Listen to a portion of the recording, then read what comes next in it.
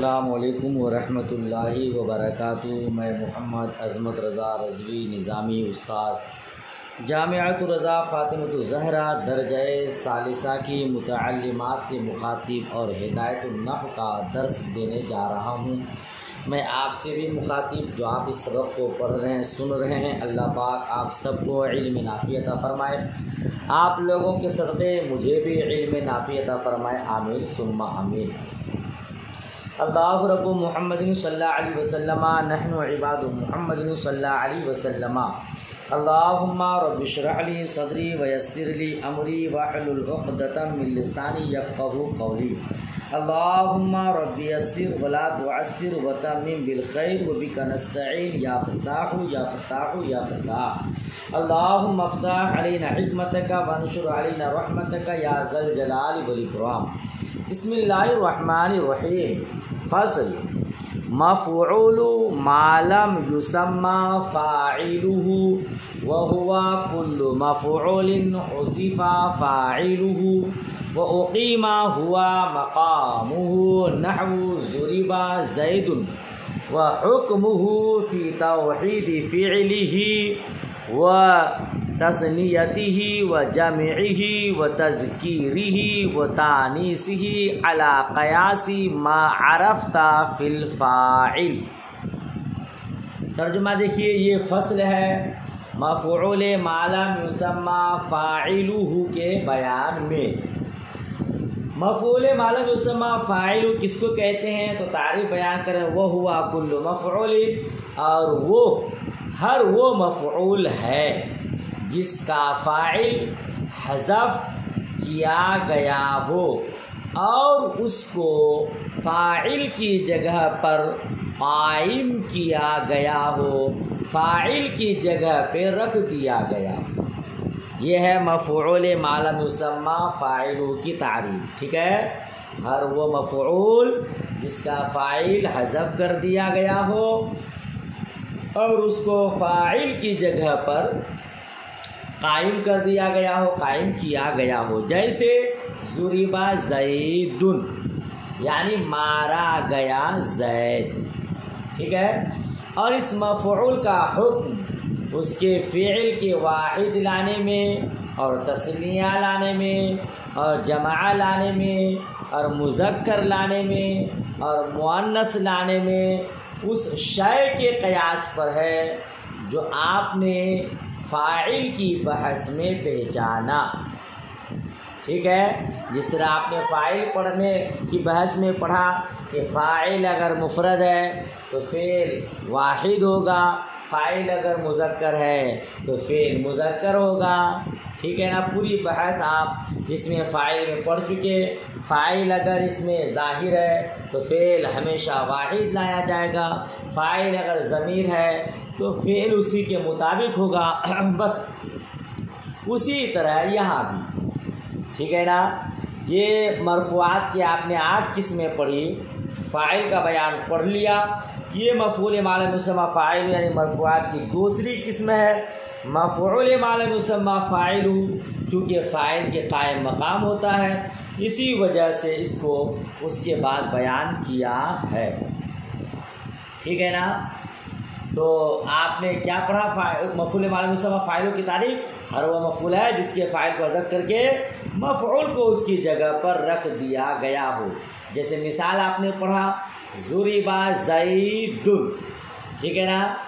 اصل میں تھا یہ ضربت زیدن ہے، ضرب زید، اصل میں کیا ہوگا؟ ضربت زیدن، تو ضربت زیدن تھا، فاعل کو حذف کر کے زید مفعول بہ کو اس کی جگہ پر رکھ دیا گیا۔ اب معنی کیا ہو گیا؟ ضربت زیدن کا معنی میں نے زید کو مارا، اب ضرب زیدن، زید کو اسی کی جگہ رکھ دیا، اب کہا زید مارا گیا، ٹھیک ہے؟ تو ضربت زیدن میں بھی زید مفعول ہے، اسی پر مار پڑی ہے، ضرب زیدن کہہ دیا آپ نے تو مار زید پر ہی پڑی ہے کہ زید مارا گیا ہے، ٹھیک ہے نا؟ اچھا، اب آپ نے یہ پڑھا کہ توحید یعنی واحد لانے میں، جمع لانے میں کس کی طرح ہے؟ یہ فاعل کی بحث کی طرح ہے۔ فاعل میں آپ نے پڑھ لیا ہے کہ اگر فاعل اس میں ظاہر ہو تو فعل کو واحد لایا جائے گا، خواہ مفعول واحد ہو یا تثنیہ یا جمع۔ جیسے آپ یہاں کیسے پڑھیں گے، ضربا زید، ضربا زید، زید واحد، ضربا واحد۔ اب اگر زید تثنیہ بھی ہو تب بھی ضربا واحد ہی ہوگا، ضرب زیدان اس طرح کہیں گے، وہ ضرب زیدون، ٹھیک ہے نا۔ فاعل اس میں ظاہر ہو تو فعل ہمیشہ واحد ہوتا ہے۔ یہاں مفعول ما لم یسمى فاعلہ، جس کو آپ نائب فاعل کہتے ہیں، لہذا وہ اگر اس میں ظاہر ہے تو فعل ہمیشہ واحد ہی لایا جائے گا۔ اور اگر ضمیر ہو، جی تو میں نے پہلے بھی بتایا آپ کو کہ فعل کو اسی کے مطابق لایا جائے گا۔ مثال دیکھیے، الزیدانی ضربا، کیا ہوگا، الزیدانی ضربا الف تثنیہ کے ساتھ، اور الزیدون ضربوا، ٹھیک ہے نا۔ اور اگر مؤنث حقیقی ہو تو فعل کو مؤنث لایا جائے گا، ٹھیک ہے نا، مؤنث کا اس میں ظاہر ہو یا اس میں ضمیر ہو۔ اور اگر مفعول اور فعل کے درمیان فصل نہ ہو تب، جیسے آپ نے اس میں فاعل کے بیان میں پڑھا ہے، ٹھیک ہے، تو اس میں فاعل کی تعریف، مفعول ما لم یسمى فاعل کی تعریف اور اس کا حکم آپ یاد کر لیجئے گا۔ آگے بڑھتے ہیں، اس میں زیادہ تفصیل نہیں ہے۔ فصل، المبتدا والخبر ہما اسمان مجردان عن العوامل اللفظیہ احدہما مسند الیہ ویسمى المبتدا والثانی مسند به ویسمى الخبر نحو زید قائم۔ یہ فصل ہے مبتدا اور خبر کے بیان میں۔ کس کے بارے میں؟ مبتدا اور خبر کے بیان میں۔ اور یہ دونوں کی تعریف کیا ہے؟ ہما اسمان مجردان عن العوامل اللفظیہ، یہ دونوں ایسے اسم ہیں کہ مجرد ہو عوامل لفظیہ سے، یا ایسا کہیے مبتدا اور خبر یہ دونوں ایسے اسم ہیں جو عوامل لفظیہ سے خالی ہو، ٹھیک ہے نا۔ احدہما مسند الیہ، ان دونوں میں سے ایک مسند الیہ ہو جس کا نام مبتدا رکھا جاتا ہے، اور دوسرا مسند بھی ہو جس کا نام خبر رکھا جاتا ہے، جیسے زید قائم، ٹھیک ہے نا، زید قائم۔ تو ان دونوں میں عامل معنوی ہے اور وہ ابتدا ہے، والعامل فیہما معنوی، اور عامل ان دونوں میں معنوی ہے اور وہ ابتدا ہے۔ دیکھیے، یہ آپ نے اسماء مرفوعات پڑھا، اس میں سے فاعل، مفعول ما لم یسمى فاعل، مبتدا خبر۔ یہ مبتدا اور خبر دو قسمیں ہیں مرفوعات کی، لیکن دونوں کو ایک ہی فصل میں بیان کیا جاتا ہے، ٹھیک ہے نا۔ مبتدا اور خبر یہ دونوں مرفوعات کی دونوں الگ الگ قسمیں ہیں، مبتدا تیسری قسم ہے، خبر چوتھی قسم ہے، مگر دونوں کو ایک ہی ساتھ بیان کیا جاتا ہے کیونکہ دونوں ایک دوسرے کو لازم ہے۔ جب ایک کو بیان کیا جائے تو دوسرے کو بھی بیان کرنا ضروری ہے، اس لیے دونوں کو ایک جگہ بیان کیا جاتا ہے۔ اور دوسری وجہ یہ ہے کہ دونوں عامل میں شریک ہیں، چونکہ دونوں کا عامل معنوی ہے، دونوں کا عامل معنوی ہے، لفظی نہیں ہے، بلکہ وہ لفظی عوامل سے خالی ہوتے ہیں۔ اور معنوی عمل کیا ہے؟ تو کہتے ہیں وہ هو الابتدا، اور وہ ابتدا ہے، یعنی شروع میں آنا ہی مبتدا اور خبر کی کا عامل ہے، ٹھیک ہے نا۔ لیکن اس میں اختلاف ہے، مبتدا اور خبر دونوں کا عامل معنوی ہے، اس بارے میں اختلاف ہے۔ ایک قول یہ ہے، بصری حضرات کا کہنا ہے کہ ان دونوں کا عامل معنوی ہے اور وہ ابتدائی، یہ بصری حضرات کا مذہب ہے اور اسی کے مطابق یہاں بیان کیا گیا ہے۔ گویا صاحب ہدایت النحو کو بصریوں کا مذہب پسند ہے، ٹھیک ہے، ٹھیک ہے نا۔ اور بعض لوگوں کا یہ کہنا ہے کہ مبتدا کا عامل معنوی ہے یعنی ابتدا، اور خبر میں عامل مبتدا ہے۔ جی بعض حضرات کا کہنا ہے کہ مبتدا کا عامل معنوی ہے یعنی ابتدا، اور خبر کا عامل مبتدا ہے، ٹھیک ہے۔ اور بعض کا یہ کہنا ہے کہ مبتدا خبر میں سے ہر ایک دوسرے کے عامل ہے، یعنی مبتدا خبر میں عامل ہے اور خبر مبتدا میں عامل ہے۔ سمجھ شریف میں بات آ رہی ہے؟ تو جو لوگ کہتے ہیں کہ مبتدا کا عامل معنوی ہے، خبر کا عامل مبتدا ہے، اور کچھ لوگوں کا کہنا ہے کہ دونوں ایک دوسرے کے عامل ہیں، تو ایسی صورت میں مبتدا خبر عوامل لفظیہ سے خالی نہیں ہوں گے۔ اور آپ نے یہاں کیا پڑھا کہ وہ عوامل لفظیہ سے خالی ہے، یہ بصری حضرات کا مذہب ہے، ٹھیک ہے نا، بات ختم ہو گئی۔ وَأَصْلُ الْمُبْتَدَإِ أَن يَكُونَ مَعْرِفَةً وَأَصْلُ الْخَبْرِ أَن يَكُونَ نَكِرَةً، اور مبتدا کی اصل یہ ہے کہ معرفہ ہو، ٹھیک ہے نا، مبتدا کی اصل معرفہ ہونا ہے، اور خبر کی اصل یہ ہے کہ وہ نکیرہ ہو، یعنی نکیرہ ہونا اصل ہے۔ مبتدا کی اصل معرفہ ہونا ہے اور خبر کی اصل نکیرہ ہونا ہے، یعنی جو مبتدا ہوگا وہ معرفہ ہوگا، معرفہ ہی مبتدا ہوگا، اور خبر جو ہوگی وہ نکیرہ، ٹھیک ہے نا۔ ایسا کیوں؟ تو اس کی وجہ یہ ہے کہ مبتدا معرفہ اس لیے ہوگا کہ حکم کا مدار فائدہ پہنچانے پر ہے۔ حکم کا فائدہ، آپ جب فائدہ پہنچائیں گے تو یہ مدار اس کا کس پر ہوگا؟ حکم کا مدار افادہ پر ہے، اور وہ اکثر معرفہ پر حکم کرنے کے ساتھ ہی ہوتا ہے۔ نہیں سمجھے اس کو یوں بھی سمجھیے آپ، مبتدا محکوم علیہ ہوتا ہے اور خبر محکوم بھی، جس کو یہاں کہا کہ مبتدا مسند الیہ ہوتا ہے اور خبر مسند بھی۔ تو مسند الیہ کا مطلب جس کی طرف اسناد کی گئی ہو، محکوم علیہ کا مطلب جس پر حکم لگایا گیا ہو۔ تو جس کی طرف نسبت کی جائے یا جس پر حکم لگایا جائے وہ کوئی متعین شے ہوگی، متعین فرد ہوگا، تب اس کی طرف اسناد کی جائے گی، تب اس کی طرف حکم لگایا جائے گا۔ اسی لیے مبتدا کا معرفہ ہونا اصل ہے، ٹھیک ہے۔ اور خبر چونکہ اس کا حکم لگایا جاتا ہے دوسرے پر، تو وہ نکرہ ہونا اس کا اصل ہے، تاکہ کوئی بھی چیز ہو اور اس کا حکم لگایا جائے۔ سمجھ شریف میں بات آئی؟ لہذا مبتدا کا معرفہ ہونا اصل ہے، خبر کا نکرہ ہونا اصل ہے۔ اس کو آپ آسان لفظوں میں یوں سمجھیے کہ مبتدا معرفہ ہی ہوگا اور خبر نکرہ ہو، ٹھیک ہے نا۔ پھر آگے کیا فرما رہے دیکھیے، وَالنَّكِرَةُ إِذَا أُصِفَتْ جَازَ أَن تَقَعَ مُبْتَدًا نحو قوله تعالى وَلَعَبْدٌ مُؤْمِنٌ خَيْرٌ مِّن مُشْرِكٍ وَكَذَا إِذَا تُخَصِّصَتْ بِوَجْهٍ آخَرٍ نحو أَرَجُلٌ فِي الدَّارِ أَمْ امْرَأَةٌ وَمَا أَحَدٌ خَيْرٌ مِّنْكَ وَشَرٌ أَهَرَّ ذَا نَابٍ۔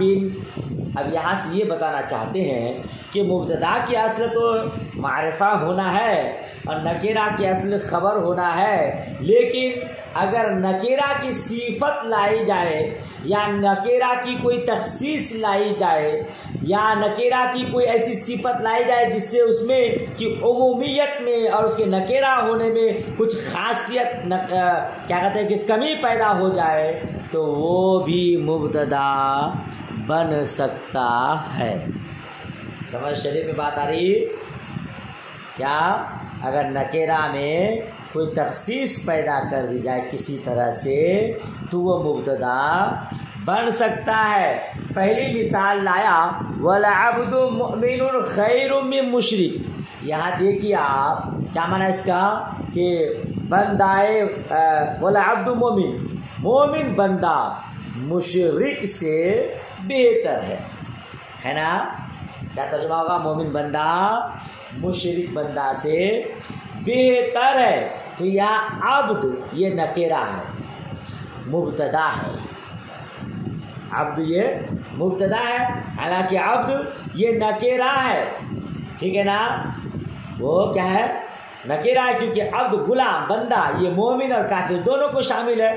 لیکن جب اسی عبد کی صفت مومن لائی گئی تو اب اس میں کیا ہو گیا، اشتراک میں کمی ہو گئی، اب وہ خاص ہو گیا، عبد مومن عبد کافر نہیں، لہذا عبد مومن عبد مشرک سے افضل ہے۔ تو یہ عبد جو نکرہ تھا اس کی صفت مومن لایا، لہذا عبد مومن کہنے کی وجہ سے اب عبد میں خصوصیت آ گئی، ٹھیک ہے نا، عام نہیں رہا، خاص ہو گیا اب وہ، بات سمجھ شریف میں آ گئی۔ لہذا اب عبد کو مبتدا قرار دینا درست ہے، ٹھیک ہے نا، عبد موصوف، مومن صفت، موصوف اپنی صفت سے مل کر مبتدا، بات ختم ہو گئی۔ کہتے وہ قضا اذا تخصصت بوجہ آخر، اسی طرح جب کسی دوسری وجہ سے تخصیص لائی جائے، یہ اسی طرح جب کسی دوسرے طریقہ سے دوسری وجہ سے تخصیص لائی جائے یعنی خاص کر دیا جائے، جیسے مثال دیا رجل فی الدار ام امرأۃ، اب اس میں دیکھیے آپ کہ رجل یہ نکرہ ہے نا، رجل فی الدار ام امرأۃ، رجل بھی نکرہ ہے اور امرأۃ بھی نکرہ ہے، لیکن یہاں حمزہ استفہام لا کر کے اس میں تخصیص کر دیا گیا ہے۔ آپ کے بین سطروں پر لکھا بھی ہے، متکلم کو معلوم ہے کہ گھر میں کوئی ہے، گھر میں کوئی ہے، کوئی انسان ہے، مگر یہ نہیں ہو پا رہا ہے کہ وہ مرد ہے کہ عورت ہے نا، یہ متعین نہیں ہو پا رہا ہے، تو حمزہ استفہام کے ذریعے اسے متعین کر دیا ہے کہ گھر میں مرد یا عورت ہے، یعنی دونوں میں سے کوئی ایک ہے، تو حمزہ استفہام کی وجہ سے اس میں تخصیص پیدا ہو گئی، لہذا رجل کا مبتدا ہونا درست ہو گیا، ٹھیک ہے نا۔ اور آگے دیکھیے وما احد خیر منک، وما احد خیر منک، تم سے زیادہ کوئی اچھا نہیں، یہ معنی ہے نا۔ اس میں نکرہ کا مبتدا واقع ہونا درست اس لیے ہے کہ لفظ احد نکرہ ہے اور نفی کے تحت واقع ہے، کیا کس کے تحت ہے، وما ما جو ہے نا یہ نکرہ نفی ہے، تو نکرہ تحت نفی واقع ہونے کی وجہ سے عموم افراد کا فائدہ دیتا ہے، نہیں سمجھے اس کو، وما احد کوئی نہیں ہے، عام معنی ہو گیا نا، عموم کا فائدہ دیا نا۔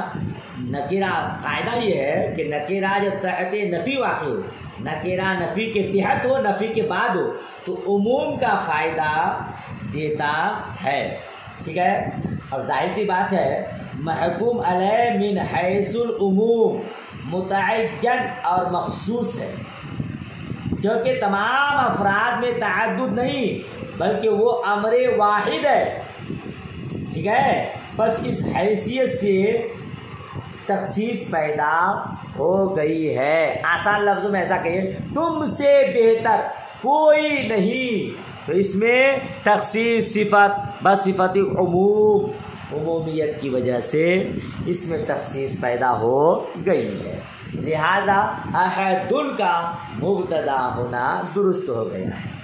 وَشَرٌ أَحَرَّ الزَّانَبِ، یہ مثال ہے فاعل سے مشابہ ہونے کی، ٹھیک ہے، یہ مثال کس کی ہے، پہلی جو مثال دیے نا وَلَعَبْدُ مُؤْمِنٌ، یہ مثال تھی صفت لانے کی، یہ نکرہ کی صفت لائی گئی ہے اور اس میں تخصیص ہو گئی ہے، اور آگے جو کہا کہ تخصصت بوجہ آخر رجل، یہ نکرہ کس کی مثال تھی، جس میں کسی دوسری وجہ سے حمزہ استفہام کی وجہ سے خاص کر دیا گیا ہے، وما احد خیر من کا یہ مثال ہے جس میں نکرہ کا مبتدا واقع ہونا درست ہے. لفظ احد نکرہ تحت نفی کے واقع ہونے کی وجہ سے، یعنی یوں کہیے کہ عمومیت کی وجہ سے. الشر نہر زانابن یہ مثال ہے فاعل سے مشابہ ہونے کی.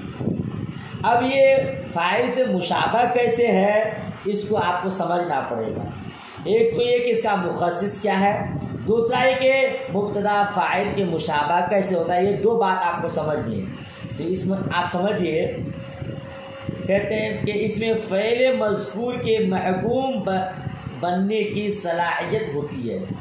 یہ جب کہا جاتا ہے قامہ تو معلوم ہو جائے گا کہ اس کے بعد وہ چیز مذکور ہوگی جس کے اندر قائم ہونے کی صلاحیت ہے. تو جب اس کے بعد رجل کہا جائے تو یہ معنی پیدا ہو جائے گا رجل صالح للقیام. لہذا فاعل میں فعل مذکور کا محکوم علیہ بننے کی صلاحیت فاعل کا مخصص ہوتا ہے. یہ فاعل کا مخصص ہے، اسی کی مثال ہے. تخصیص فاعل کے مخصص ہونے کی وجہ سے ہے. فاعل کا مخصص کیسے ہے؟ جب کوئی فعل بیان کیا جاتا ہے اور اس کے بعد فاعل بیان کیا جاتا ہے تو فعل کے بیان سے یہ سمجھ میں آتا ہے کہ اب جو فاعل آئے گا اس میں اس فعل کی صلاحیت ہے. ہم نے کہا قامہ، وہ کھڑا ہوا. اب قامہ کا فاعل کون ہے؟ تو اس کے بعد جو فاعل بیان کیا جائے گا وہ اسی کو بیان کیا جائے گا جس میں قیام کی صلاحیت ہے. لہذا ہم نے کہا قامہ رجل، تو مطلب یہ ہوا کہ رجل میں قیام کی صلاحیت ہے. بات تھوڑی ہارڈ ہو رہی شاید، لیکن چونکہ پہلی مرتبہ سن رہے اس لیے دھیان سے سنیے. تو قامہ کے اندر محکوم علیہ بننے کی صلاحیت ہے نا. فعل مذکور کا محکوم علیہ بننے کی صلاحیت فاعل کا مخصص ہوتا ہے. اور دوسری بات یہ کہ جو مبتدا جو ہے نا وہ کیا ہوتا ہے؟ فاعل کے مشابہ ہوتا ہے. کیوں؟ کیونکہ مبتدا اصل میں فاعل لفظی یا معنوی وہ مبتدا فاعل کے مشابہ ہوتا ہے. یہ فاعل لفظی یا جو فاعل معنوی ہو وہ کس کے مبتدا ہوتا ہے؟ مبتدا اس کے مشابہ ہوتا ہے. نہیں سمجھے اس کو؟ اللہ، جو مبتدا ہوگا اصل میں وہ فاعل لفظی یا فاعل معنوی ہوگا. کیسے آپ دکھاتا ہوں میں آپ کو. شر احرا زانابن، اصل میں احرا زانابن شرون ہے. شر احرا زانابن یہ اصل میں کیا ہے؟ احرا زانابن شر جملہ فعلیہ ہے. احرا کا فاعل لفظی ضمیر ہوا ہے جو اس میں پوشیدہ ہے. احرا میں احرا فعل، اس میں ہوا ضمیر پوشیدہ فاعل. ٹھیک ہے، اور وہی ہوا جو احرا کا پوشیدہ فاعل ہے وہ اس کا بدل بھی ہے. ٹھیک ہے، اور فاعل بدل کو فاعل معنوی کہا جاتا ہے. احرا فعل، اس میں ہوا ضمیر پوشیدہ فاعل. یہ ہوا ضمیر جو پوشیدہ فاعل ہے وہ بدل بھی ہے فاعل کا، اور اسی کو فاعل معنوی بھی کہا جاتا ہے. ٹھیک ہے نا. پھر حسرہ کے طور پر شرون کو مقدم کر دیا گیا. حسر میں تھا احرا زانابن شرون، حسر کے لیے شرون کو مقدم کر دیا گیا. ٹھیک ہے، جب خبر مبتدا پر مقدم ہو تو حسر کا فائدہ دیتا ہے. ٹھیک، اب کیا ہو گیا؟ شرون احرا زانابن. تو اس میں جو مبتدا ہے وہ اصل میں فاعل معنوی تھا، تو اس کا مخصص بھی وہی ہے جو فاعل کا مخصص ہے. تو اس کا معنی یہ ہوا شر صالح للاحرار احرا زانابن. شر نے ہی اس کو بھکا. اچھا، احرا شر و شر احرا زانابن، و شر احرا زانابن کا معنی معلوم ہوا آپ کو؟ یعنی شر ہی نے بھکایا دانت والے کو. حسر کا فائدہ دے گا. شر نے ہی بھوکایا دانت والے کو. تو یہاں پہ یہ مثال ہے فاعل سے مشابہ ہونے کی، یعنی یہاں جو مبتدا ہے وہ فاعل کے مشابہ ہے اور اسی وجہ سے اس میں تخصیص پیدا ہو گئی ہے۔ دانت والے کو کسی اور چیز نے نہیں بھکایا بلکہ شر نے ہی بھکایا۔ ٹھیک، وَفِي الدَّارِ رَجُلٌ وَسَلَامٌ عَلَيْكَ، اور گھر میں مرد ہے اور آپ پر سلامتی ہے نا۔ تو فی الدار رجل اس مثال میں تقدیم خبر کی وجہ سے رجل جو نکرہ ہے اس میں تخصیص پیدا ہو گئی ہے۔ نیچے لکھا ہے بین سطور میں تخصیص پیدا ہو گئی ہے، ٹھیک ہے نا۔ کیونکہ فی الدار کہنے سے معلوم ہوتا ہے کہ اب اس کے بعد جو صفت واقع ہوگی اس میں وہ صلاحیت ہے کہ وہ گھر میں ٹھہرا رہے، ٹھیک ہے۔ تو تقدیم خبر تخصیص صفت ہے، مبتدا پر خبر کی تقدیم کی وجہ سے اس میں تخصیص پیدا ہوگی۔ وَسَلَامٌ عَلَيْكَ، یہ مثال ہے فعل مقدر کے فاعل کی طرف نسبت سے تخصیص کی۔ یہ اس کی مثال ہے، یہ فعل مقدر کے فاعل کی طرف نسبت سے تخصیص کی، کیونکہ اس میں سلام مبتدا ہے جو نکرہ ہے اور وہ فعل مقدر کے فاعل کی طرف نسبت سے مخصوص ہو گیا ہے، کیونکہ اس جملہ کی اصل ہے سلمت سلامً علیکہ، سلمت سلامً علیکہ۔ مفعول مطلق کا فاعل چونکہ وہی ہے جو سلمتو کا فاعل ہے، اس لیے اختصار کی وجہ سے فعل کو حذف کر دیا گیا، جو سلامً علیکہ باقی رہ گیا، ٹھیک ہے نا۔ پھر یہ دوام اور استقرار کو بھی دلالت کرنے کے لیے نصب کو زائل کر کے رفع دے دیا، یہ سلامً علیکہ باقی رہ گیا۔ پھر دوام اور استمرار پر دلالت کرنے کے لیے نصب کو دور کر کے رفع دے دیا گیا، کیونکہ نصب حذف فعل پر دلالت کرتا ہے اور فعل حدوث پر دلالت کرتا ہے جو مقام دعا کے غیر مناسب ہے۔ یعنی یہاں جملہ فعلیہ لائیں گے تو دعا ہمیشہ کے لیے نہیں ہوگی، اسی لیے سلام علیکہ ہو گیا۔ اب جملہ اسمیہ ہو گیا، جملہ اسمیہ استمرار اور دوام پر دلالت کرتا ہے، ٹھیک ہے نا۔ لیکن سلام چونکہ فعل مقدر یعنی سلمتو کے فاعل کی طرف منصوب ہے، اس لیے سلام علیکہ گویا سلامی علیکہ ہے۔ بات سمجھ شریف میں آ گئی؟ تو یہ فعل مقدر کے فاعل کی طرف نسبت سے تخصیص کی مثال ہے، لہذا یہ نکرہ ہونے کے بعد بھی اب مبتدا ہو سکتا ہے کہ اس میں ان وجوہات کی وجہ سے تخصیص پیدا ہو گئی ہے۔ بہرحال آپ کو یہ یاد رکھنا ہے مبتدا خبر کی تعریف اور اس کا عامل کیا ہے، اور مبتدا کی اصل کیا ہے کہ معرفہ ہو یا نکرہ، اور خبر کی اصل کیا ہے، اور خبر کی اصل جب نکرہ ہے تو نکرہ کبھی مبتدا ہو سکتا ہے کہ نہیں، تو آپ اس میں پڑھیں گے کہ ہاں اگر کسی صفت کی وجہ سے یا کسی دوسری وجہ سے تخصیص پیدا کر دی جائے تو نکرہ بھی مبتدا ہو سکتا ہے۔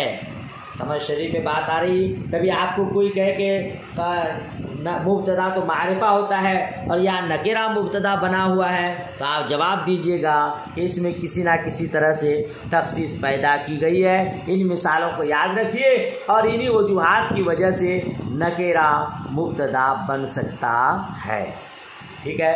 اب اگر پورا سبق پڑھاتا ہوں تو شاید لمبا ہو جائے گا، آج یہیں تک، انشاءاللہ اس کے آگے کل۔ دعائے خیر میں یاد۔ اللہ حافظ، خدا حافظ۔